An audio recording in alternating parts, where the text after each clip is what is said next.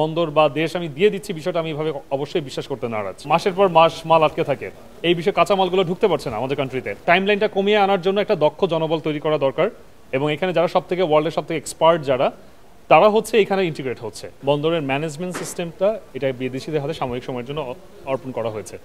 এখানে স্পষ্টভাবে বলা হয়েছে অবশ্যই বাংলাদেশের আমাদের লাভবান হওয়ার মতো বিষয় হয়েছে বিধায় এটা আমরা ইন্টিগ্রেট করা হচ্ছে। তো আমরা আমাদের সচেতন নাগরিকের জায়গা থেকে আমরা এখানে তো কি ওয়াচডগ হিসেবে আছি, আমরা তো সরকারের একটা প্রেশার গ্রুপ হিসেবে আছি। তো এই জায়গা থেকে গভর্নমেন্টের জায়গায় যখন তারা এটাকে দিয়েছে এবং যেভাবে উপস্থাপন করা হচ্ছে যে হয়তো আমার দেশ নিয়ে যাচ্ছে, তাহলে প্রিভিয়াসলি শেখ হাসিনার শাসন আমলে তো জাপান কিংবা অন্যান্য যেই চায়না থেকে যখন আমরা এমআরটি মেট্রো রেল থেকে শুরু করে এই বিষয়গুলো স্থাপন করা হলো, এটা তো বাইরের কান্ট্রি থেকেই তো আমাদের ইয়ে করা হয়েছে, বিষয়গুলো হ্যান্ডেল করা হয়েছে এবং স্থাপন ইনস্টলেশন সব সেখান থেকে করা হয়েছে। তো সেই জায়গা থেকে তো আমরা বলতে পারি তখন তো দেশ নিয়ে যাওয়ার মতো অবস্থা হতো। এই বিষয়গুলো বলে আসলে একটা কন্ট্রোভার্সি ক্রিয়েট করা হচ্ছে, বিরোধিতা করার জন্য। বিরোধিতা আমার কাছে মনে হচ্ছে যেটা মূলত আমরা তো অ্যাটলিস্ট 24-এর পরে যা জুলাই গণঅভ্যুত্থান থেকে যেই নতুন করে রাজনৈতিক সচেতন জনগোষ্ঠী তৈরি হয়েছে, তারা আসলে এই বিষয়গুলো তো অবশ্যই দেখবে। তো এই জায়গা থেকে যদি আপনার একটা বিষয় যদি আপনার আমাদের পোশাক খাত বা আমাদের যদি বলি আমাদের বাণিজ্যিক খাত, সেটি সব থেকে বেশি যে বন্দরে মাসের পর মাস মাল আটকে থাকে, এই বিষয়ে কাঁচামালগুলো ঢুকতে পারছে না আমাদের কান্ট্রিতে।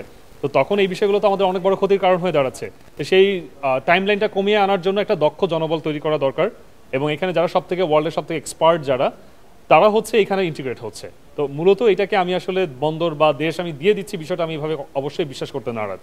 দ্বিতীয়ত হচ্ছে এখানে একটা সিন্ডিকেট কাজ করছে যারা মূলত ইচ্ছা করেই এই বিষয়গুলোকে, যেমন আমি যদি অটোমেশন প্রসেসে চলে যাই, সব কিছু এখন এআই হচ্ছে, আর্টিফিশিয়াল ইন্টেলিজেন্স দ্বারা কন্ট্রোল হচ্ছে।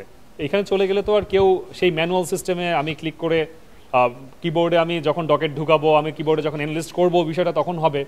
এটা না হয়ে অটোমেশন সিস্টেমে দিয়ে দিলে তার নিজের কাজটা নিজের মতো হয়ে যাবে। তো এই সিন্ডিকেটগুলোর প্রতি পদে পদে আপনারা জানেন যে যেমন সরকারি খাতগুলোতে যখন একটা ফাইল আপ ফাইল ডাউন হয়, প্রত্যেকটা টেবিলে টেবিলে টাকা খাওয়াতে হয়, এটা আগে হতো। সেম একইভাবে বন্দরের জায়গাগুলোতেও এখানে আরো ম্যাসিভ লেভেলে দুর্নীতিটা হতো। কয়েকশো কোটি টাকার বিষয় তো, এখানে কয়েক হাজার কোটি টাকার বিষয়, বিলিয়ন ট্রিলিয়ন ডলারের বিষয় তো। তো এই বিষয়গুলোকে আসলে মিনিমাইজ করার জন্য কিন্তু গভর্নমেন্ট এই প্রসিজারটাতে আগাতে চাচ্ছে। তো সেই ক্ষেত্রে যারা এই সিন্ডিকেটের মধ্যে অনেক রাজনৈতিক দলও আছে, তারাও হয়তো এখান থেকে লাভবান হচ্ছে, তারা একটা কমিশন তারা পাচ্ছে, এই জন্যই তারা এটাকে বিরোধিতাভাবে করছে।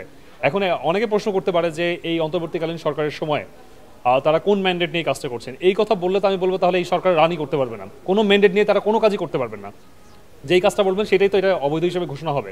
যেহেতু আমরা গণ-অভ্যুত্থান যারা আমরা করেছি বা গণ-অভ্যুত্থানে অপমর জনসাধারণ নেমে আসছে, সংবিধান অনুযায়ী তো আসলে গণ-অভ্যুত্থানের সেই অর্থে কোনো রাইট তো আমার এখানে দিবে না। কারণ একমাত্র নির্বাচন বা একমাত্র গভর্নমেন্ট গঠনের একটাই উপায়, সেটা হচ্ছে নির্বাচন করে তো এই গভর্নমেন্ট আসে না, এটা তো গণ-অভ্যুত্থানের মাধ্যমে আসছে।